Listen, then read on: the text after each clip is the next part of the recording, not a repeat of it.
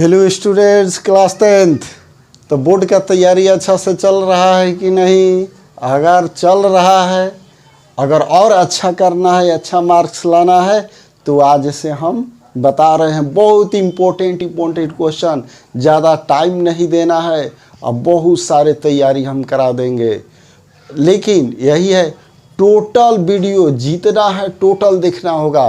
ये ना कि थोड़ा सा देखकर थोड़ा सा छोड़ दे। पूरा देखने के बाद पूरा अच्छी तरह से तैयारी हो जाएगा। बोर्ड का क्वेश्चन नहीं छूटेगा। जो टॉपिक पढ़ाएंगे वो एकदम समझ में आएगा।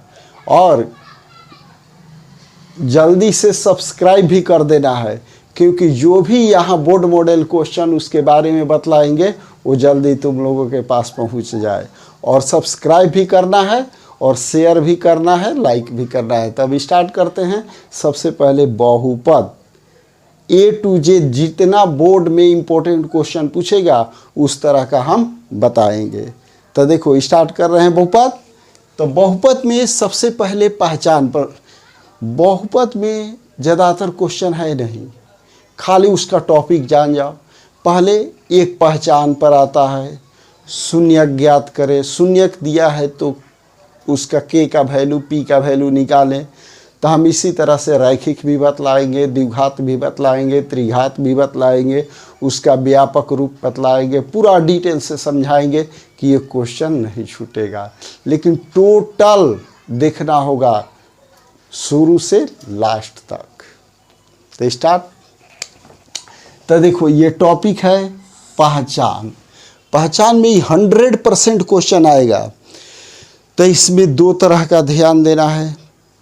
एक क्वेश्चन में पूछेगा कौन सी द्विघात कौन सा रैखिक बहुपद है या नहीं है, कौन से द्विघात बहुपद है या नहीं है। या ये भी पूछ सकता है कि कौन इनमें से कौन बहुपद है, इनमें से कौन बहुपद नहीं है। इसके बाद बताएंगे रैखिक क्या है, द्विघात क्या है, त्रिघात क्या है। तो यहाँ पर देखो कौन सी बहुपद, यहाँ पर रैखिक द्विघात त्रिघात की बात नहीं हो रहा है, केवल पहचान करना है कि बहुपद क्या है। तो बहुपद में चर का घात यानी x का घात जो होगा, x का घात जो होगा भिन्न के रूप में नहीं होना चाहिए। यानी 1/2, 1/3, 2/5 इस रूप में नहीं होना चाहिए। फिर इसका घात माइनस में नहीं होना चाहिए, -1, -2 या 1/x² इस रूप में नहीं होना चाहिए। और बहुपद में इक्वल टू नहीं होना चाहिए। बस यही बहुपद का पहचान है। तो बहुपद के पहचान में 1 नंबर का क्वेश्चन फिक्स हो गया।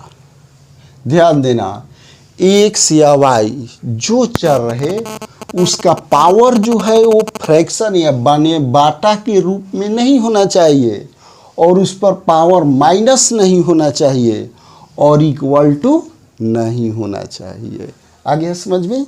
तो अब देखो यहाँ पर तुम लोगों को बताना है। यहाँ पर 5 दिए हैं, ये बताओ x² + 3x + 5 ये क्लियरली बहुपद है। अब यहाँ पर देखो x³ 2√x दे दिया है, यानी रूट का मतलब होता है 1/2, यानी x पर पावर क्या आ गया 1/2 बाटा के रूप में आ गया। तो ये बहुपद नहीं है। x² 1/x माइनस नहीं दिखाई दे रहा है, लेकिन 1/x को क्या लिखेंगे -1, यानी पावर जो है -1 आ गया। ये भी बहुपद नहीं है। यहाँ तो बहुपद है, लेकिन इसमें आ गया इक्वल टू आने पर वो समीकरण हो जाता है, बहुपद नहीं होता है। तो ये भी नहीं है। यहाँ देखो x³ + 1/x4 +3 ये भी नहीं है। क्यों? कि ऊपर जाएगा तो -4 हो जाएगा। तो इस पर हो गया इस पर 1 या 2 क्वेश्चन 100% आएगा। अब आज स्टार्ट करते हैं रैखिक बहुपद, यानी जिस पर चर पर पावर 1 हो, रैखिक। चर पर पावर 2 रहेगा द्विघात, 3 रहेगा त्रिघात, 4 रहेगा चरघात, बहुपद हो जाएगा। अब इसमें उसका रूप बतलाएंगे। तो शून्यक के लिए याद रखना, रैखिक जितना पावर उतना शून्यक। तो रैखिक में पावर कितना होता है 1, तो उसका शून्यक 1। द्विघात में पावर कितना होता है 2, तो उसका आएगा शून्यक कितना होगा 2। त्रिघात का शून्यक 3, चरघात का शून्यक 4, एन घात का शून्यक n। ये भी इम्पोर्टेंट क्वेश्चन है, एग्जाम बोर्ड में पूछ देगा कि n घात वाले बहुपद के शून्यकों की संख्या कितनी होती है, तो n होगा। जितना घात उतना शून्यक। तो हम पहले अब स्टार्ट कर रहे हैं रैखिक बहुपद। तो रैखिक बहुपद चर पर पावर 1 हो, सिर्फ चर पर पावर 1 हो, तो उसका रूप होता है जैसे देखो ax प्लस b, यही उसका व्यापक रूप है। अब इसी पर ऐसे लिख सकते हैं 2x प्लस 3 इक्वल टू नहीं होना चाहिए। अगर इक्वल टू आ गया तो वो समीकरण है, ये भी हो गया। या x/2 प्लस 5, ये भी क्या है रेखीय बहुपद। 2x/5 प्लस 3, ये भी क्या है रेखीय बहुपद। ये तो आ गया समझ में। अब शून्यक, रेखीय बहुपद के शून्यक, किसी का भी शून्यक निकालना हो इक्वल टू 0 कर दो और x का मान निकाल दो। शून्यक का मतलब x का मान जो वहाँ रखने पर 0 आ जाए। अब क्वेश्चन आएगा, मान लो 2x प्लस 3 का शून्यक, इसका शून्यक निकालना है। तो क्या करेंगे, इसको 0 मान लेंगे। तो देखो 2x प्लस 3 इक्वल टू 0। याद रखना है ये कि मैथ हार्ड नहीं होता है। एक बार जब हम लीनियर इक्वेशन पढ़ाएंगे तो उसमें पूरा मैथ का बेसिक रूल बतला देंगे। क्या क्या मैथ में होता है, कुछ नहीं, सिर्फ मैथ में प्लस माइनस सीखना है, टोटल मैथ इजी होगा। तो देखो याद कर लो, इक्वेशन सॉल्व करना होगा तो दाएं से बाएं, बाएं से दाएं जाने पर साइन बदल जाता है। प्लस रहेगा तो माइनस, माइनस रहेगा तो प्लस, इंटू रहेगा तो डिवाइड, डिवाइड रहेगा तो इंटू, बस एक प्लस माइनस, बस इतना ही मैथ में तो जानना है। बस इतना जान जाने के बाद मैथ एकदम इजी लगेगा।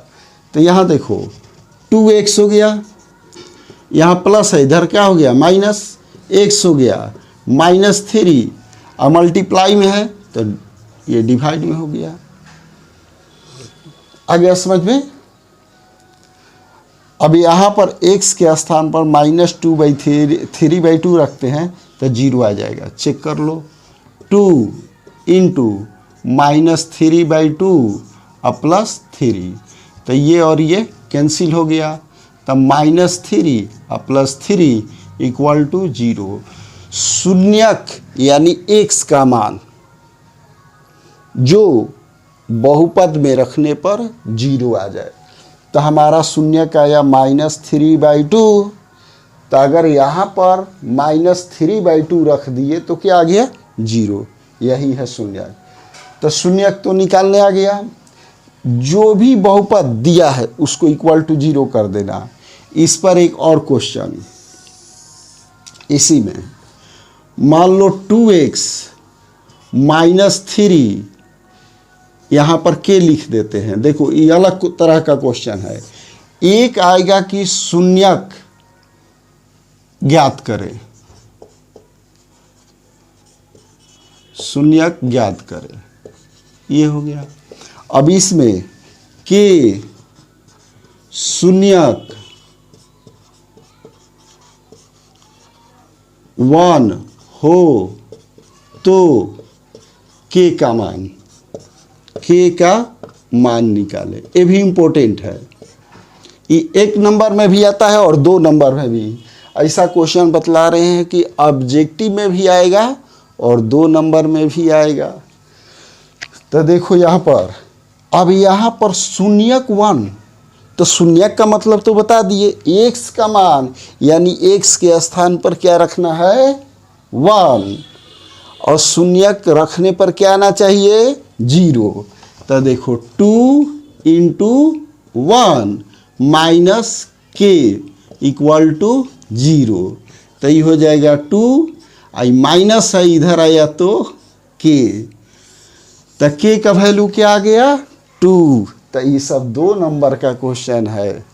आ गया समझ में? तभी रेखिए बहुपद बतला दिए। अब अगला क्लास में द्विघात बहुपद का पूरा डिटेल बतलाएंगे कि द्विघात बहुपद का रूप क्या है, उसका शून्यक क्या है, शून्यक में उसका योगफल, गुणनफल, बहुपद लिखना, जितना चीज़ उसमें है वो सब डिटेल से बतलाएंगे। यही है कि टोटल शुरू से अंत तक सब देखना होगा। भले एक बार में ना समझ में आए, 2 बार रिपीट करके देख लेना है। ओके।